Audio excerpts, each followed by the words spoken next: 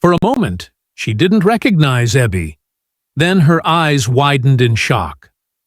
"What are you doing? Why are you dressed like that? You should be cleaning the conference room." "Actually, Fatima," Ebi said calmly, "I have a meeting to attend." "A meeting? Have you lost your mind? Get back in uniform immediately or you're fired." Fatima's voice rose hysterically. "You can't fire me," Ebi replied simply. "But I think we should discuss your management style in my office later."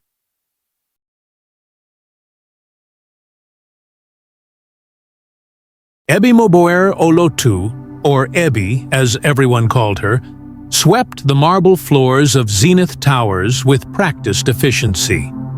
At 25, she carried herself with quiet dignity, despite her humble station.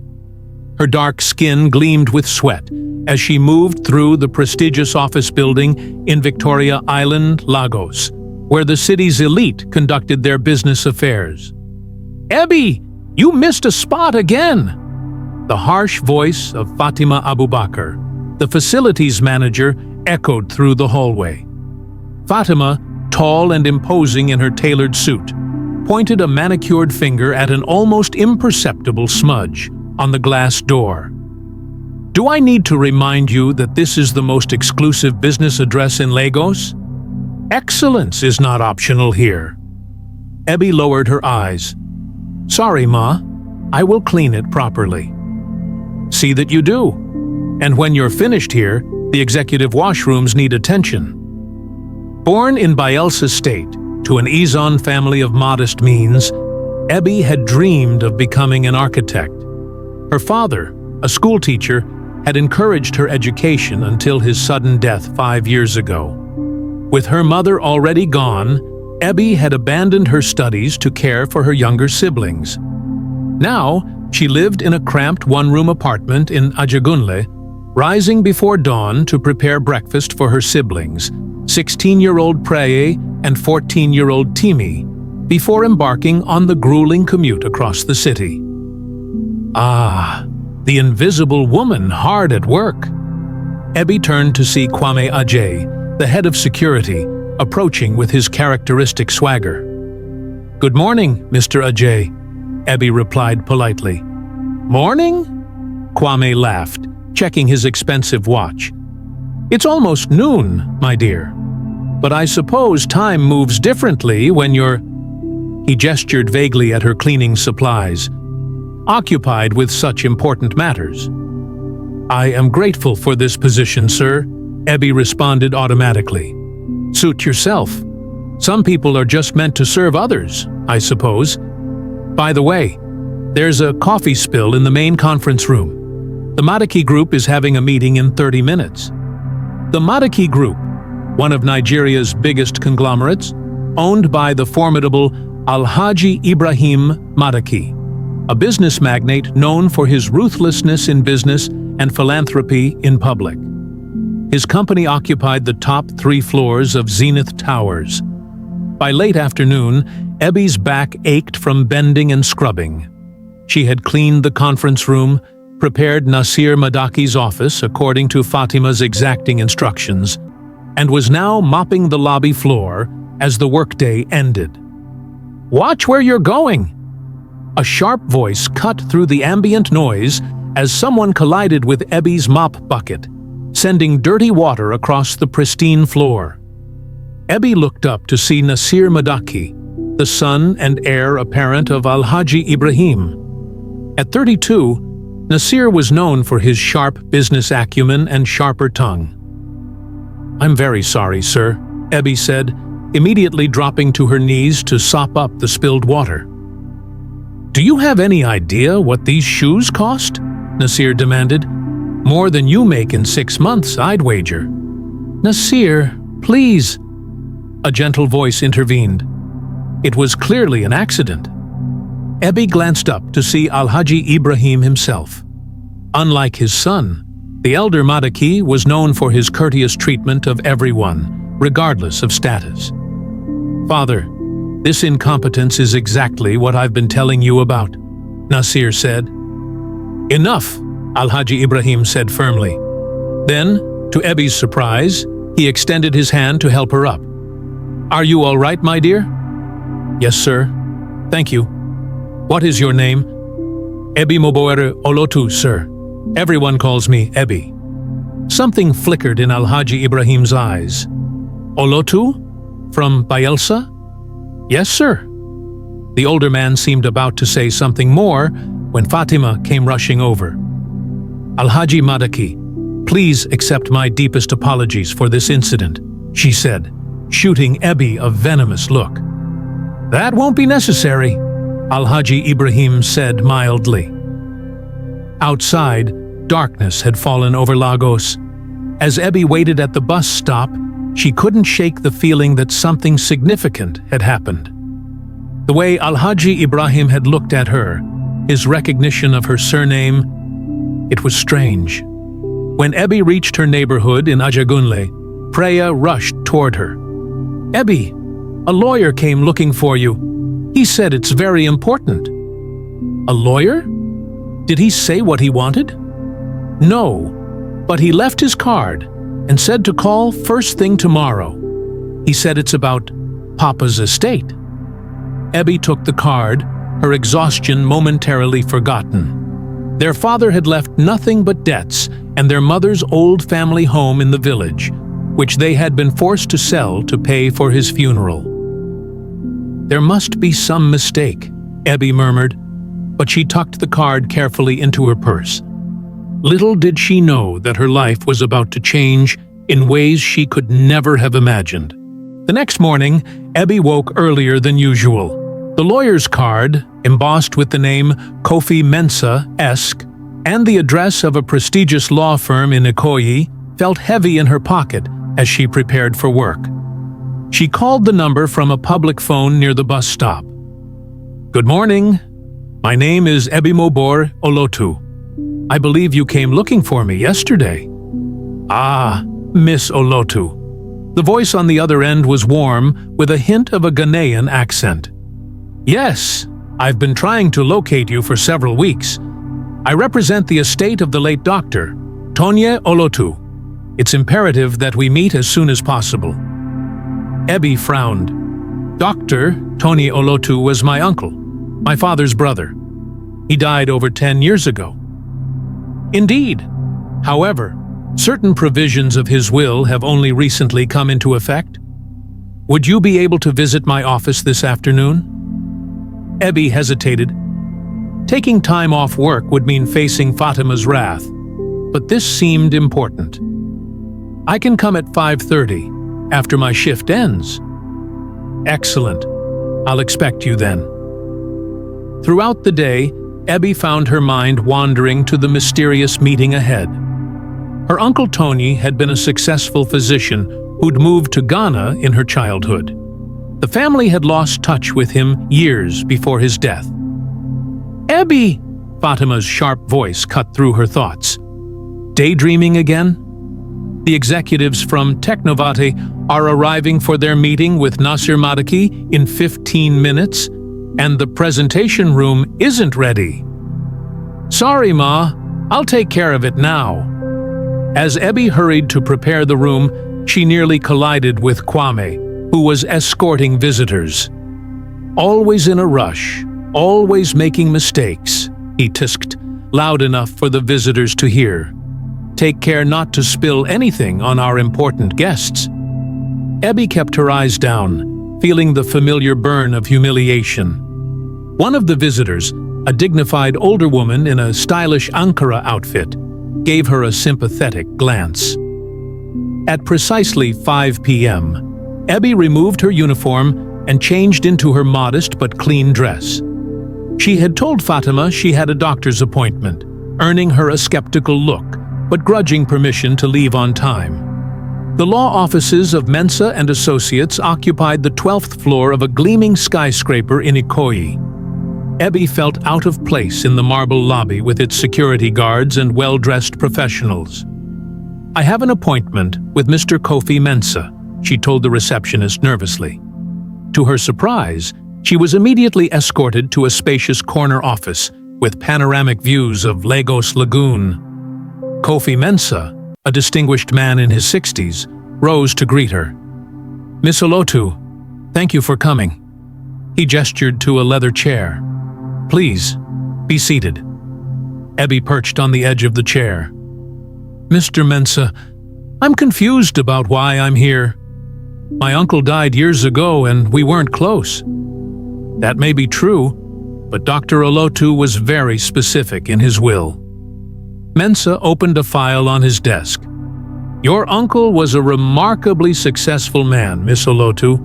Besides his medical practice, he made several astute investments in pharmaceuticals and real estate across West Africa." "I had no idea," Ebi admitted. "Few people did. He was a private man." Mensah removed a document from the file. According to his will, the bulk of his estate was placed in a trust for 10 years following his death. That period ended 3 months ago, and we've been searching for you since then. "Searching for me? Why?" she asked. "Because, Miss Olotu, you are the sole beneficiary of your uncle's estate." Ebi stared at him. "That's impossible. What about my father? Or my other relatives?" "Your uncle was quite clear. The trust was established for you specifically." Mensah handed her the document. "This outlines the details, but in simple terms you have inherited approximately 7 billion naira in assets." The room seemed to spin. 7 billion? Ebi whispered. "Your uncle owned commercial properties in Accra, Lagos, and Port Harcourt, as well as significant stock holdings. There's also a house in Ikoyi and another in Tema, Ghana. But why me? I barely knew him." Mensah smiled gently. "There's a letter that might explain." He handed her an envelope, yellowed with age. "He left this to be given to you." With trembling fingers, Ebi opened the letter. "My dear Ebi Moboer, if you are reading this, then I have been gone for some time. I hope life has treated you kindly, though I fear it may not have. You may not remember, but when you were 7 years old, you showed me your drawings of buildings you imagined. While others dismissed them as childish scribbles, I saw real talent. You told me you would build houses for people who had none. That night, I spoke with your father about your education. He shared my belief in your potential, but worried about finances. Though I offered help, your father was a proud man who insisted on providing for his children himself. I respected his wishes during my lifetime, but in death, I hope to honor both his memory and your potential. This inheritance comes with no strings attached, but I hope you might use some of it to pursue the dreams you had as a child. Your loving uncle, Tony." Tears blurred Ebi's vision. She did remember that visit now, her uncle's kind eyes as he examined her crude architectural sketches. "There's more," Mensah said gently. "Dr. Olotu established a scholarship foundation in your father's name at the University of Lagos, specifically for architectural students from Bayelsa State. He asked that you oversee it when the time came." "I don't know what to say," Ebi whispered. "Say nothing for now. Take time to process this." Mensah handed her a folder. "These are the immediate documents you'll need: bank access, property deeds, contact information for the estate manager. I suggest we meet again next week to discuss the details." As Ebi left the office, clutching the folder to her chest, the bustling streets of Lagos seemed different somehow, as if the city itself had transformed. Or perhaps it was she who had changed. That night, in the quiet of their small apartment after her siblings had gone to bed, Ebi spread the documents across the floor, trying to comprehend the magnitude of what had happened. According to the papers, she now owned buildings she had cleaned floors in, held shares in companies whose executives had ignored her existence. The irony was not lost on her. What would she do now? Quit her job immediately? Move to a mansion in Ikoyi? The possibilities were dizzying. Yet as dawn approached, Ebby made a decision that surprised even herself. She would go to work tomorrow, just as always. There were things she needed to understand first. About herself, about the power that had suddenly fallen into her hands, and about what she truly wanted from life. Besides, she thought with a small smile, there were a few lessons she wanted to learn from people like Fatima and Kwame before she revealed her changed circumstances. For the next 2 weeks, Ebby continued her routine at Zenith Towers, sweeping floors and cleaning bathrooms with the same diligence as before. But inside, everything had changed. Each condescending remark from Fatima, each dismissive glance from executives passing by, all were noted with new eyes. After work and on weekends, Ebby met with financial advisors and property managers arranged by Kofi Mensa. She visited her properties incognito, studied market reports, and began formulating plans for her future. To her surprise, one of her uncle's commercial buildings housed a subsidiary of the Madaki Group. The coincidence seemed significant, though she couldn't yet see how. At home, Ebby had told only Prey the truth, swearing her to secrecy even from Timi for now. "We can't just suddenly change everything," she explained. "I need time to learn how to manage this responsibility." Prey had hugged her fiercely. "You've always been the wisest of us, Ebby." On a rainy Monday morning, Ebby arrived at work to find Zenith Towers in unusual commotion. Security guards stood at attention. Cleaning staff hurried to make last-minute touch-ups, and Fatima was barking orders at everyone. "Ebby, where have you been? I've been calling your phone." Fatima's face was tight with stress. "Sorry, Ma. The network is bad in my area," Ebby said calmly. "What's happening?" "The owner of Zenith Towers is visiting today. The actual owner, not just the management company. Everything must be perfect." Fatima thrust a list into Ebby's hands. "These areas need immediate attention. Start with the executive floor."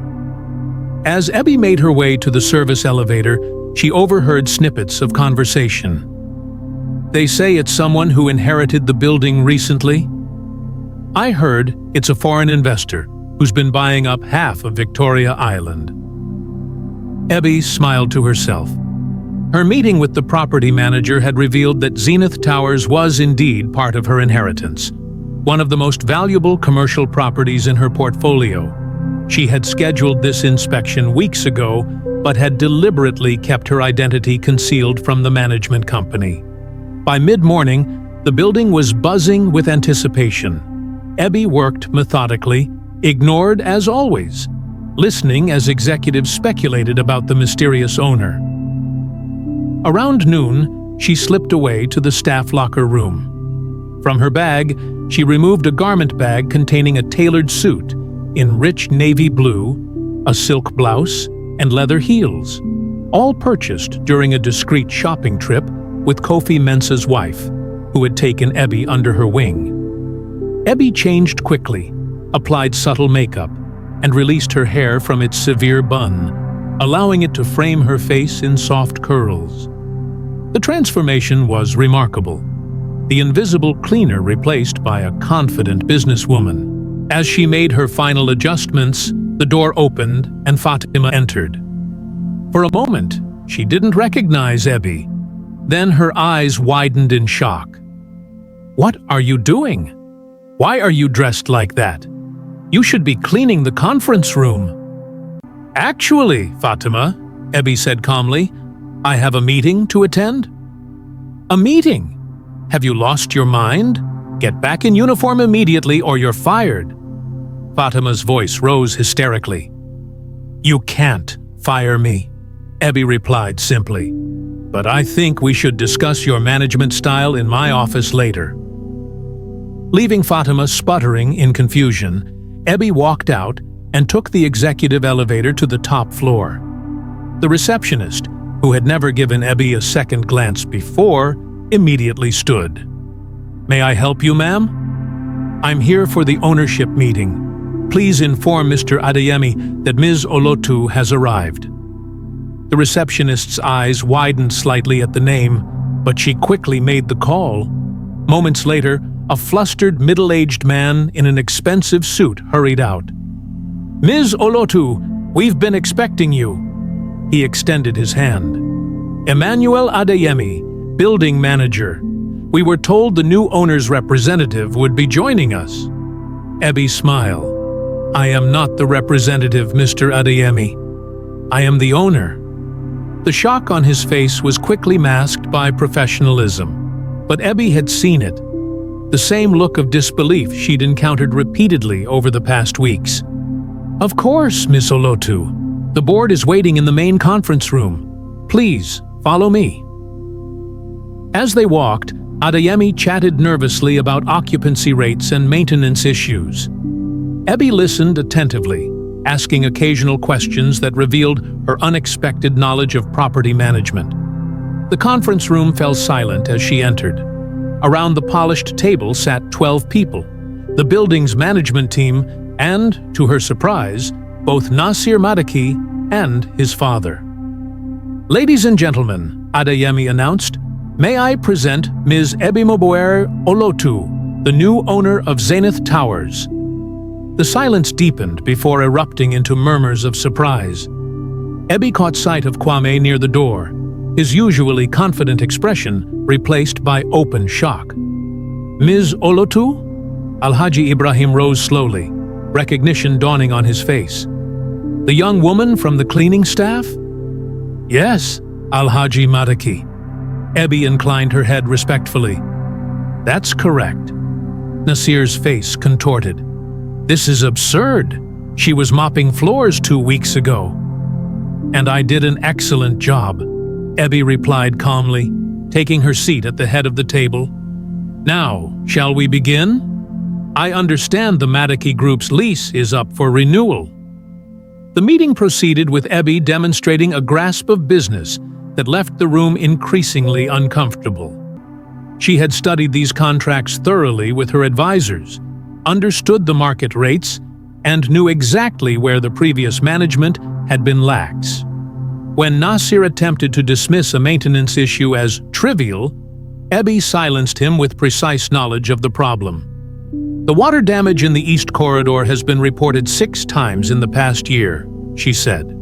I know because I personally mopped that floor after each incident.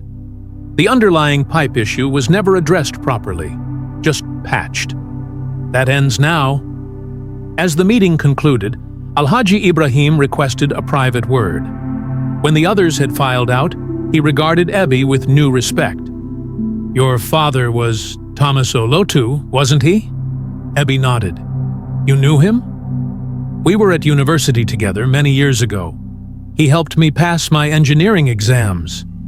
The older man smiled sadly. When he chose teaching over business, I thought he was making a mistake. Perhaps I was wrong. My father believed education was the most important gift. A wise man. I was sorry to hear of his passing. Alhaji Ibrahim paused. Your sudden change in fortune. It's connected to Dr. Olotu's estate, isn't it? The news has been circulating in business circles. Yes, my uncle left me his assets. Then allow me to offer some advice, as your father's old friend. Wealth changes how people see you, but don't let it change how you see yourself. Ebi thought of Fatima's cruelty, Kwame's condescension, Nasir's dismissal, all based on her perceived status. That seems challenging, sir. Indeed. Many fail that test. He glanced toward the door where his son had exited. Now, I believe you have a facilities manager, waiting anxiously outside. After Alhaji Ibrahim departed, Ebi called in Fatima, who entered with uncharacteristic hesitation. Ms. Olotu, she began, her voice strained. I want to explain. That won't be necessary, Fatima. Ebi's voice was quiet, but firm. I've experienced your management style firsthand for over 2 years. Fatima paled. "Please, I have a family to support." "As did I, when you threatened my job weekly over minor issues," Ebi responded. "However, I'm not going to fire you." Relief washed over Fatima's face. "Instead," Ebi continued, "I'm implementing a new staff training program. All management personnel will spend 1 week every 6 months working alongside the cleaning and maintenance staff, doing their exact jobs, following their schedules. You'll begin tomorrow." "But that's my building, my rules. Additionally, I'm raising the wages of all support staff by 30%, effective immediately." Fatima nodded stiffly, recognizing defeat. "One last thing," Ebi added. "The staff room in the basement. It has no windows, poor ventilation, and broken furniture. I want it renovated to the same standard as the executive lounges. You'll oversee the project." "Yes, Ms. Olotu." After Fatima left, Ebi stood alone at the window, gazing out at Lagos, the gleaming towers of Victoria Island, the distant sprawl of Ajegunle where her siblings waited. Her reflection in the glass was transformed, but inside, she was still the same Ebi who had dreamed of designing buildings.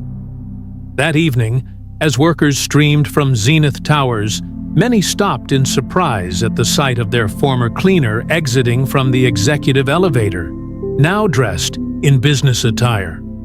Whispers followed her across the lobby, but Ebi walked with her head high. Outside, instead of heading to the bus stop, she approached a waiting car where Kofi Mensah stood beside an open door. "How was your first day as the boss?" he asked with a smile. "Educational," Ebi replied, "but I've only just begun." "Where to now?" "Your new house in Ikoyi is ready." Ebi shook her head. "To Ajegunle first. I promised Prey and Timi we would have dinner together." She slid into the car's leather interior. "And then, tomorrow, I'd like to visit the University of Lagos.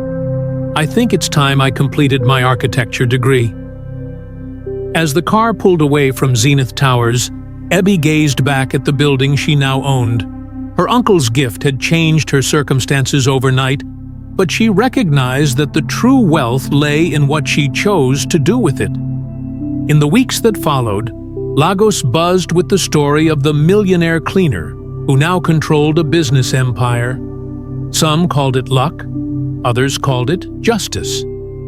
But for Ebi, it was simply the beginning of a new chapter, one where she would build not just buildings, but bridges between the worlds she had inhabited. 3 months later, on a sunny afternoon, Ebi stood in her new office atop Zenith Towers. On one wall hung her architectural drawings, her first designs for affordable, sustainable housing in Ajegunle. On another, a portrait of her father and uncle side by side. A knock at the door interrupted her thoughts. It was Kwame, looking uncomfortable in his security uniform. "Ms. Olotu, your visitor has arrived." "Thank you, Kwame. And how is the community outreach program going?" He shifted. "The children at the Ajegunle school seem to enjoy the security workshops. It's different from what I'm used to." "Different can be good." Ebi smiled. "Please show my guest in." As Kwame left, Ebi turned back to the window. From this height, Lagos appeared as a tapestry of possibilities, of lives intertwined, fortunes rising and falling, stories unfolding. Her story had taken an unexpected turn, but the most important chapters, she knew, were still to be written. The door opened again. "Ms. Olotu, the Architectural Committee for the Olotu Foundation Housing Project is ready for you." With a deep breath, Ebi turned from the window. It was time to build something new.